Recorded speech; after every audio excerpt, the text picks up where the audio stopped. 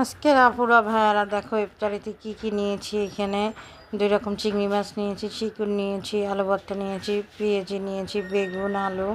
প্রথমেই আমি দেখো প্রথমেই আলুর চপ, ডিমের চপ, বেগুনের চপ ভেজে নিলাম। আসলে রেডি করতেই অনেক টাইম লাগে, আর ভাজতে কিন্তু অত টাইম লাগে না। পরে চিকেনের মধ্যে আমি দেখো আলু সহকারে একটা টুথপেস্ট গাদায় নিয়ে তারপরে দেখো আলুর চপ দিয়ে বেগুনগুলো মোড়ায় নিয়েছি। তারপরে দেখো আমি এখন ভাজা বসাই দিয়েছি।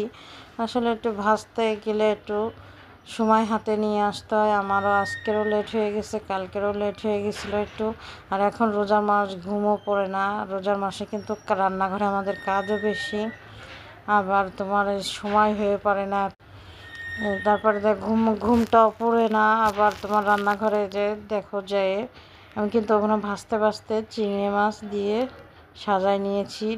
পেঁয়াজিটা ভাজবো, কোনো ভাজা হয়ে গেছে, নামায় নিয়েছি। তারপরে দেখো আবার আমি চিংড়ি মাছ বসাই দিয়েছি। তারপরে চিংড়ি মাছ দিয়ে পেঁয়াজি দিয়ে বসাই দিয়েছি। তারপরে কিন্তু নামাই ফেলছি এগুলো। আর এইগুলো বড় চিংড়ি খোসা ছেলাই নিয়েছি, শুধু নিজের কাছে একটু রাখিছি।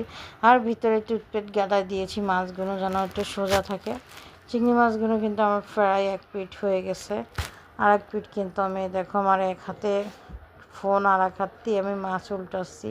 এর জন্য হয়তো একটু আমার কেমন যেন মাছ ভাজা কিন্তু চিংড়ির